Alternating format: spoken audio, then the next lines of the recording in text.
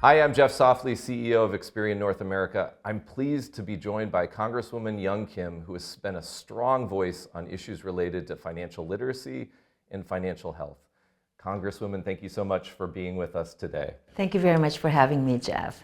Congresswoman, why do conversations about financial literacy and financial inclusion feel especially important right now? Well, as we're approaching the month of April, I want you to know that I work really hard as co-chair of the Financial Literacy and Wealth Creation Caucus to introduce a resolution that will make April the Financial Literacy Month. So it is a great time for us to be talking about financial literacy and raise awareness of the importance of individuals, Americans, small businesses, families, to talk about what is financial literacy? What is financial education? Well, in financial literacy, it's such an interesting topic because so many consumers learn by doing. And oftentimes people will make mistakes. I've made mistakes in my own financial life. And you realize the impact of those mistakes as time progresses. For Experian, we believe that everybody should have access to their credit profile and information about themselves. That's why we offer every single consumer access to the tools and capabilities that help them not only understand their credit, but also improve it and grow it so that they can accomplish their financial goals. And I think that starts early. That starts early, and we need to make sure that it's so difficult to have children understand what it means to have a financial planning and start investing early and start for the future. It doesn't matter what different background or zip code that you live in. It's up to individual parents and schools to be able to, and organizations and companies like yours, Experian, to teach them. It's never early. It's a lifelong experience. And planning is what actually helps you succeed, Exactly. Which is a big part of the message. Yes. So what does effective financial literacy look like to you? Effective financial literacy means understanding that it doesn't just stop at teaching high school students or older adults, community colleges. As I mentioned, it's a lifelong experience. And that's what we need to be telling people, that that's the effective financial literacy and education program. And that's why I do a lot in a bipartisan way. In Congress, we hold workshops, we hold roundtable conversations, and if there is any legislation related to financial literacy, we want to expose it and convey that to our communities. And so I'm bringing that experience on policies that I work on in Washington, bring it down to the districts, and I talk about it a lot.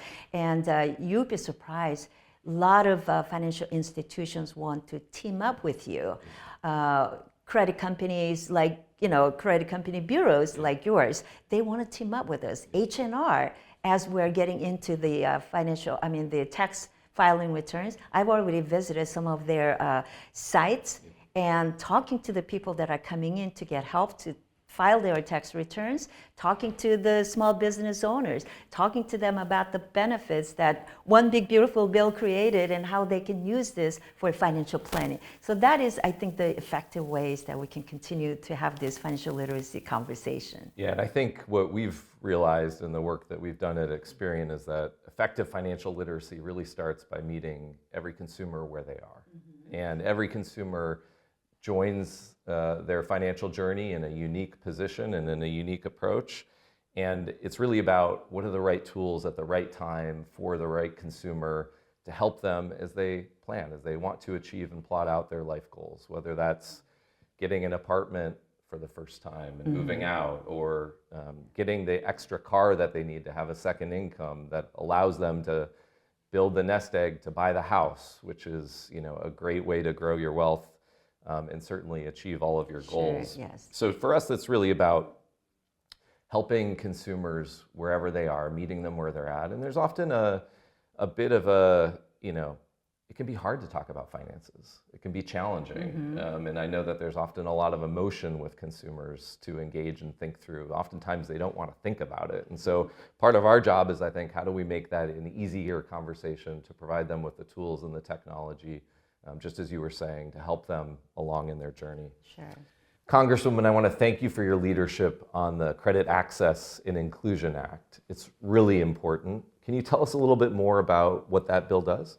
Sure. Credit Access and Improvement or Inclusion Act, the main purpose is to ensure that every individual, Americans, especially without any credit, prior credit, to be able to build their credit or improve on their credit scores. Without the good credit scores, it is very difficult for them to have access to credit they may need for the down payment for their first homes, or to get their first automobile after they graduate from high school, or because unless you have rich parents who wants to give you a gift after you graduate from high school, you need to be able to work towards that, put the down payment for those first auto loans or first home. But this is exactly what we're trying to do, help them improve on their credit scores. Oftentimes people's credit companies, they only are looking at did they pay off all the loans that they have, or how many credit cards they have opened and closed. But what we are looking for in order to build your credit scores and improve them is the consistency.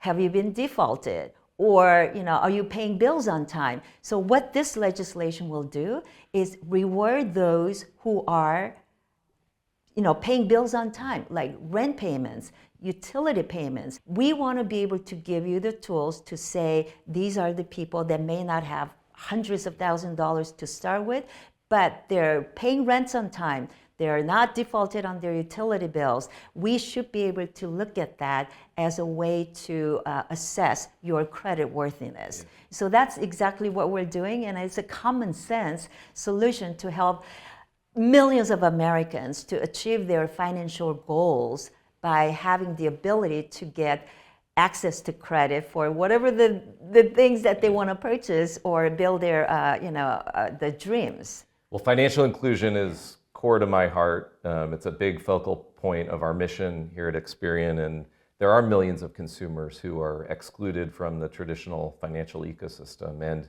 as you say, it often relates to lack of data and lack of information about those consumers. One of the things that we've done is we launched a product about 7 years ago called Experian Boost that allows consumers to add that information on their own behalf directly into their credit file. And it includes payments, as you noted, payments for your rent, or payments for your mobile phone provider, or even your basic utilities. We've even included streaming services. I think we got the idea to introduce that bill because you guys are doing that, Experian Boost. Well, it's made a huge impact. Millions of consumers have used it. We appreciate the support on extending the data that's available so that more consumers can access their financial goals and become part of the amazing financial ecosystem that we have. And that's why I appreciate you and Experian and the whole team for supporting this legislation, and I do hope that we can get this across the finish line and allow more Americans to be able to have their credit scores improved and get more access to capital that they want. We appreciate your leadership as the industry moves to broaden access for consumers to financial opportunities. Sure. Where do you see the most opportunity for collaboration between public and private sectors, as well as nonprofit organizations, to drive financial inclusion? I think what we just talked about is making sure that we partner with you. Maybe we can do some community workshops together. I know you are really big on like Jumpstart. I mean, we do a lot of those in Washington. When I mentioned, you partner with them, and then I do go and talk to them about the importance of financial literacy. So we'll be continuing to do those. And I think one of the things that I know you've been doing is the cash flow, the real-time cash flow, right? Rewarding those, let's say if you have a direct payment, your paycheck is directly deposited to your checking account, and you move some of those into the savings account on an automatic basis. So let's say every month you put about $200, $300 set aside and have it transfer into the savings account. We should be able to use that, and Experian, for example, should be able to use that cash flow. I think you're already partnering that with Plaid. Yeah, we do. We that, introduced right? a cash flow score. Again, it links back to our broader mission on financial inclusion. And really what it does is it allows more data points to be able to be used to expand access to credit, which again, we think is so critical. And on the public and private partnership, I think it's really important to highlight that for us to solve this challenge of financial knowledge and inclusion, it's going to require partnership. And each of us holds a little bit of a piece of the puzzle, and it's going to take unique partnerships. You mentioned Jumpstart. We have great engagement with several organizations because oftentimes what you find, it links back to some of our earlier comments, there's different segments across our society that have different financial needs. And we found the best way to understand those specific needs is to actually partner with the organization and develop solutions with them specifically.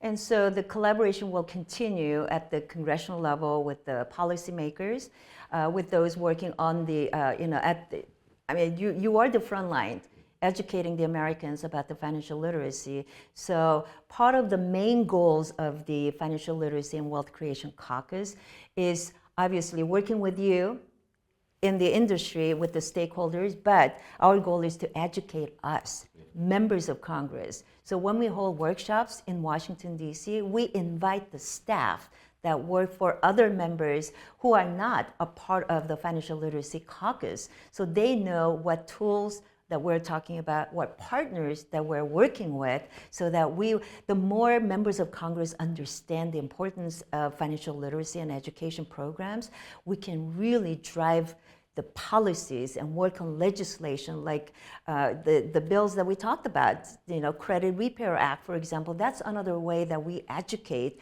by working and closely partnering with you. There are a lot of scammers out there pretending to help you build or improve on your credit scores, and they take money from you with the false promise that they're gonna wipe out your bad credits, but they don't deliver, but the money is already out the door, out of your pocket. So we are going after them as well. So we're working on credit repairs, Scam Act, there's a few other things like that. And when we have legislations like that, the better partnership and collaboration is to have the industry, the stakeholders like you, to write to us with a letter of support, and then that really goes paired with the legislation, so it helps us to get it through the committee markup, through the House, through the Senate, and then it gets signed into law. I think the best way to actually help consumers is to build products that do exactly what they say they do, and also to partner and on financial literacy overall. So if we look ahead a few years, what does progress look like to you? I think that for me, progress means maybe modernizing the payment ecosystem. We're also trying to make sure that Congress is already focused on leveraging these digital assets to create more the secure, inclusive, efficient financial the system. But we need people to understand that financial inclusion, financial education is not just going to the high school students to teach them about how to open a checking account anymore. House Financial Services Committee that I serve on, we passed the Genius Act, we passed the Clarity Act, we passed the stable coins. Now, as people are getting into the digital assets, they also need to understand that we're now providing more stable coins and coin systems. So these are the things that we need to look into the future, and that's what we need to be thinking about when we work on financial education. Well, financial education and literacy certainly means something different now, given the financial landscape is so different. And for us, we think that normalizing conversations like this about financial health and inclusion is a critical component of us plotting our path forward and determining the best way to help the millions of consumers that we each serve. So, Congresswoman, I want to thank you so much for joining me today and having a thoughtful conversation. We appreciate your leadership and your shared commitment to building a strong financial future for families and consumers. Thank you very much for having me. And for anyone who's watching this, financial literacy, as I mentioned, is a lifelong journey. It doesn't stop just because you are an adult, it doesn't stop when you retire. We actually should be studying today to plan for the future, for a secure retirement. And that all starts with understanding what financial tools are available, how we partner with the industry like you, and then just talking about these. It's not just limited to the month of April when we recognize it as the Financial Literacy Month. It's got to be ongoing, 24/7, 365 days a year, and lifelong education. Well, thank you, Thank you. Congresswoman. Excellent.